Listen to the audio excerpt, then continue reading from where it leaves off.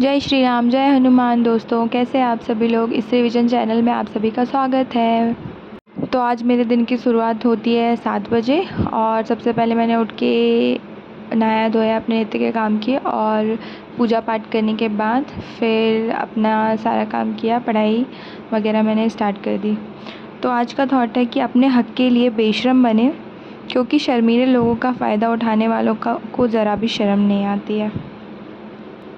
पहले मैं सुबह उठ रही थी पढ़ने के लिए 5 बजे करीब, लेकिन अभी जब से 1 हफ़्ते से मेरी तबीयत ख़राब हुई है ना, तो तब से मैं सुबह नहीं उठ रही हूँ, क्योंकि थोड़ा ठंड लग जाती है और मुझे शीत हो गई है, मतलब मेरे को थोड़ी सी दिक्कत होती है, इसलिए मैं सुबह नहीं उठ रही हूँ। तो मैं रात में देर रात तक पढ़ाई कर लेती हूँ। और सुबह ऐसा है ना कि हस्बैंड भी चले जाते हैं जल्दी से, कभी उनकी मतलब ऐसा रहता है ना कि कभी उनका ऑफ़िस जल्दी रहता है, कभी लेट रहता है। तो कभी जल्दी चले जाते हैं, कभी लेट जाते हैं, तो उस हिसाब से फिर मुझे ना अपना टाइम उनके अकॉर्डिंग एडजस्ट करना पड़ता है। अब लाइफ़ का अब होता क्या है ना कि चाहे हम कितना भी कुछ भी कर लें, एक हाउसवाइफ़ कितना भी काम कर ले, उनकी उसके पास कितनी भी ज़िम्मेदारियाँ हो, वो ख़त्म ही नहीं होती, ख़त्म होने का नाम ही नहीं लेती है। और बस हम यही सोचते रह जाते हैं कि अपने सपनों को पूरा और कैसे करें, किसके लिए करें। तो यही सब चलता रहता है लाइफ़ में। कभी हम सोचते हैं कि समाज क्या कहेगा, हमारे जो करीबी हैं वो क्या कहेंगे, तो कितना बेशर्म है, काम नहीं करती है, अपना पढ़ने में लगी रहती है, ये जो भी चीज़ें हैं, मतलब बहुत सारी जो लेडीज़ हैं जिनका ऐसा चीज़ें होती हैं, तो वही सोचते सोचते ना कई लोग इसी तरीके से अपना टाइम को ना ऐसे ही निकाल देते हैं। जबकि ये सबसे इम्पॉर्टेंट टाइम होता है कि जब भी कोई वैकेंसी आने वाली होती है तो उसको हमें पता है कि आने वाली है, तो उसकी प्रिपरेशन हम पहले से करें ना। अब कल वैकेंसी आने वाली है और आज हम उसकी प्रिपरेशन करें तो क्या हमारा एग्ज़ाम निकल जाएगा? ऐसा नहीं होता है। और अच्छी चीज़ें करने के लिए ना मतलब बहुत सारे संघर्षों से इंसान को गुज़रना पड़ता है, और बुरी चीज़ें तो अपने आप ही हो जाती हैं। भीड़ का जहाँ पे ज़्यादा भीड़ होती है ना, लोग वो समझते हैं कि वो ईज़ी रास्ता है, और जहाँ पे भीड़ कम होती है ना, तो लोग सोचते हैं कि नहीं, ये बहुत कठिन रास्ता है, हम पार नहीं कर पाएंगे। लेकिन अगर वही चीज़ सोचे ना कि यार यहाँ पे भीड़ कम है और थोड़ी सी हम मेहनत कर लें, तो हम उस कठिन रास्ते को भी पार कर लेंगे। तो यही सब चीज़ें सोच के ना पढ़ाई करिए और पढ़ाई को आगे बढ़ाइए कि हाँ, अरे ये काम तो ज़िंदगी से लगे हैं, आज है कल भी करना पड़ेगा, परसों भी करना पड़ेगा, नरसों भी करना पड़ेगा, ये काम तो करना ही पड़ेगा।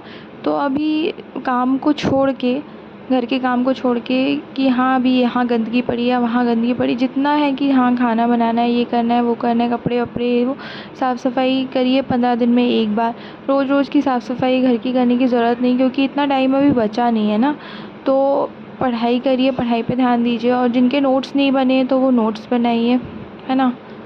हमारे मम्मी पापा ने ना हमें पढ़ाया है, तो उनके कुछ ना कुछ तो ऐसे सपने रहे होंगे ना जो उन्होंने हमें पढ़ाया है, हमारे हमारे भी सपने रहे होंगे। क्योंकि देखो, कहने वाले तो ना हमेशा कहते ही रहते हैं।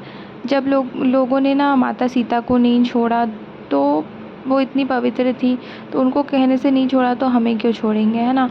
तो यह सब ना बिल्कुल भी नहीं सोचना है कि कौन क्या कहेगा, क्या कह रहे हैं। कि जो एक बहू होती है ना, एक स्त्री होती है ना, उसे हमेशा सुनना ही पड़ता है। यही सुनना पड़ता है कि पढ़ाई पढ़ाई किस लिए कर रही है, और जिससे काम ना करना पड़े। मतलब ये सब सारी चीज़ें हैं ना, इस उम्र में कौन पढ़ता है।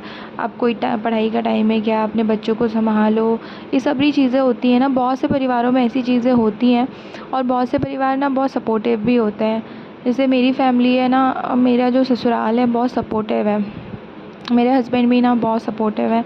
ऐसा नहीं है कि अगर मैं पढ़ाई करती हूँ ना तो मुझे पढ़ाई करने देते हैं, और बोलते हैं कि अपने सपनों को जियो, आगे बढ़ो। हाँ, और मेरे जो ससुराल की तरफ से भी मुझे ऐसा कोई दिक्कत नहीं है। तो क्या होता है, जिनके घरों में ऐसी कोई प्रॉब्लम होती है ना, तो वो इस चीज़ को ना एक संघर्ष समझ के चलें कि ये संघर्ष आया है तो इससे हम कैसे मतलब निकले बाहर। और ना जो ऐसा है जिनके घरों में है ना, वो बिल्कुल बेशर्म बन जाए, बेशर्म बन के अपनी पढ़ाई करें। क्योंकि ना बहुओं को तो लोग बोलते ही हैं और वो बोलते ही रहेंगे, है ना। तो अभी आपके पास टाइम है, अभी आपकी एज है, और एज एक बार निकल गई ना तो फिर कभी पढ़ाई में मन नहीं लग पाएगा, और फिर पढ़ाई जब हाथ से चली जाएगी ना तो फिर वही ना, जब चिड़िया चुग गई खेत तो पछतावे क्या होता है। तो वही बात है ना। तो अगर आपको अभी संघर्ष करना पड़ रहा है और अगर आपकी गवर्नमेंट जॉब लग जाती है ना, तो आप ना अपने आप को एक ऐसी ऐसी जगह पे देखेंगे ना कि सब आपकी बहुत इज़्ज़त करेंगे, आपको ये सब बातें सुननी नहीं पड़ेंगी। तो यही सभी बातें हैं जो कि ना आपको अपने लक्ष्य को पाने के लिए बिल्कुल दृढ़ निश्चय करके आगे बढ़िए, और मेहनत करेंगे तो फल तो मिलेगा ही।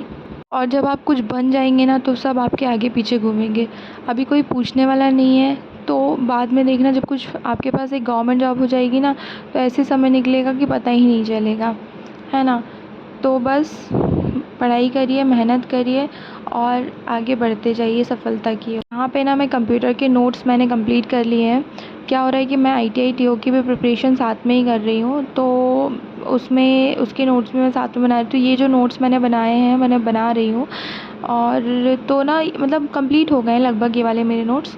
तो ये ना मैं अभी जो मेरा महिला सुपरवाइज़र का एग्ज़ाम है उसमें भी काम आ जाएंगे, तो मैं वही पढ़ रही थी। और मेरा ये ना सेकंड स्लॉट था पढ़ने का, और ये मेरा मॉर्निंग वाला मतलब व्लॉग था, मॉर्निंग टू दोपहर का व्लॉग था, ये दोपहर तक का व्लॉग था। तो ये मेरा दोपहर में ही मैंने आज मंगोड़े की सब्ज़ी बनाई थी, मंगोड़े तले थे और मेरे हस्बैंड को बहुत पसंद है। तो फिर 1:30 बजे तक तो वो आ गए थे। इसके बाद फिर हम लोगों ने खाना वाना खाया, और खाना वाना खाने के बाद फिर मैंने थोड़ा बहुत आराम किया, और इसके बाद मैं लग गई थी थर्ड स्लॉट की ओर।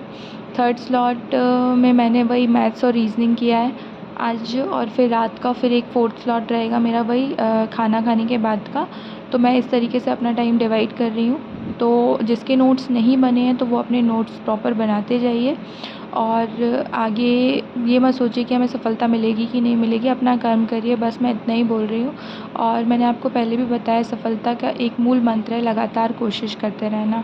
तो बस लगातार लगे रहिए, सफलता आपके पास ज़रूर आएगी। और मैं आज के ब्लॉग को यहीं ख़त्म कर रही हूँ। आपको ये ब्लॉग कैसा लगा तो मुझे प्लीज़ बताइएगा। तो फिर मिलते हैं कल नए ब्लॉग के साथ।